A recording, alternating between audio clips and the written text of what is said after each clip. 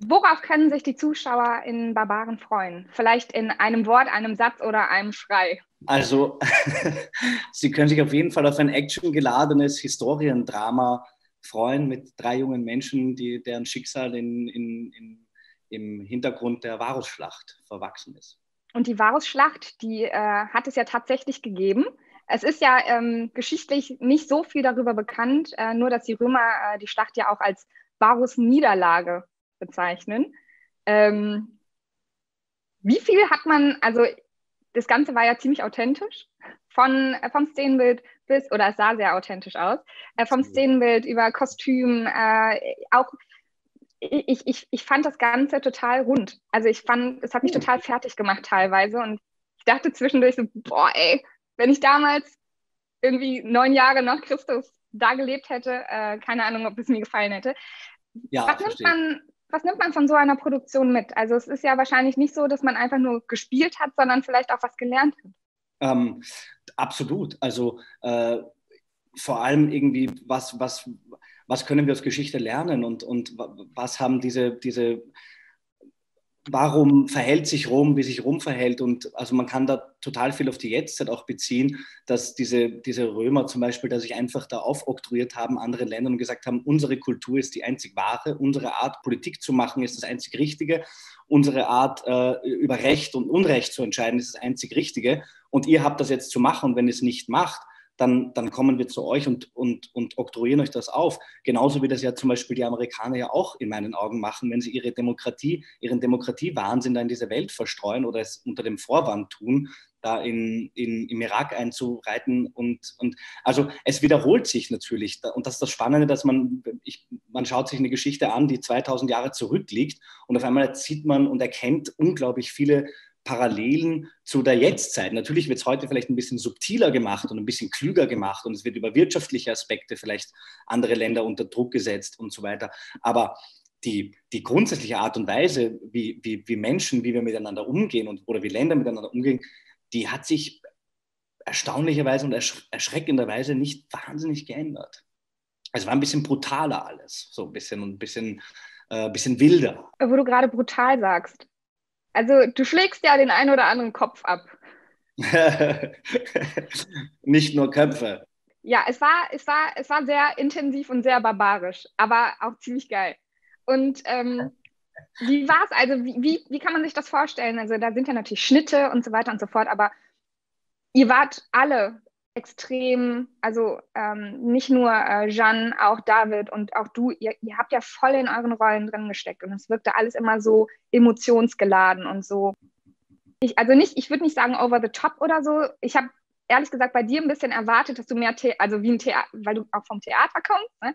Ich habe gedacht, okay, wenn da jetzt irgendwie, wenn man dann so eine Geschichte, weil das ist so ein typisches Theaterstück, würde ich halt eigentlich schon sagen, dass man dann Verstehst so daherkommt. Ne? du? Hast Mhm. aber gar nicht gemacht. Ähm, wie waren die Dreharbeiten und wie intensiv war das und wie hat so eigentlich so eine Kopfabschlag-Szene funktioniert? Das war unglaublich intensiv und das war eben, wie du schon gesagt hast, dadurch, dass alles so authentisch war, Kostüm, Maske, das Produktionsdesign.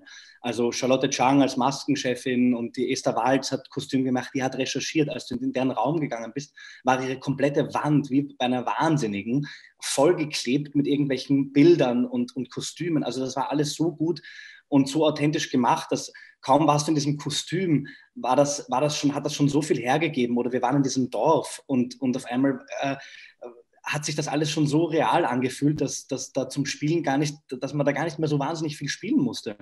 Und auch zu dem Theater, was du da gemeint hast, diese Sachen, die man da spielen darf, das ist ja so, wenn man jetzt normales Fernsehen oder so oder normale Krimis oder sowas, die, die Stakes, also die Fallhöhen sind natürlich unglaublich viel größer in solchen epischen Geschichten, wo es darum geht, dass der Freund die Frau heiratet und ich muss aber meinen Vater dann verraten und ihn töten und. Also lauter so Dinge, die wir ja sonst in so heutigen Geschichten kaum mehr haben. Also dieses Epische ist natürlich unglaublich toll und macht das Ganze natürlich auch wahnsinnig intensiv zu spielen, aber muss man ja nicht theatral machen, sondern kann man ja eben auch normal spielen. Und Und ja, zum Kopfabschlagen, das war ganz einfach. Also da habe ich einfach nur so getan, war ein Blick auf mich und dann da hat man irgendwelche grünen Wände irgendwo reingeschoben. Ich habe das also überhaupt nicht verstanden und dann im Endeffekt fliegt zum Kopf runter. Wie das da genau funktioniert, weiß ich ehrlich gesagt auch nicht. Da muss man dann irgendwelche so Leute fragen, so Freaks fragen, die sowas können. Ich habe einfach nur gemacht, was mir gesagt wurde und ja, habe vertraut, dass es dann funktioniert. Was ja auch wieder dazu kommt, weil also ich hab früher mal am Set gearbeitet und habe mir dann halt immer, also danach konnte ich keinen Film nichts mehr mit normalen Augen schauen, weil wenn ich dann eine Szene gesehen habe, dachte ich so, Gegenschuss. Hat einen halben Tag gedauert, Umbau. Und Ja. natürlich stelle ich mir dann halt da auch manchmal so die Fragen, haben die Schauspieler, weil man ja auch nicht chronologisch dreht und wo du jetzt auch sagst, da sind so ein paar grüne Wände und du vertraust einfach darauf, dass das schon alles Sinn macht und gut aussieht, was du tust. Ja, also inhaltlich bin ich natürlich verantwortlich selber. Also so da nehme ich mir diese Verantwortung, lasse ich mir auch nicht absprechen. So.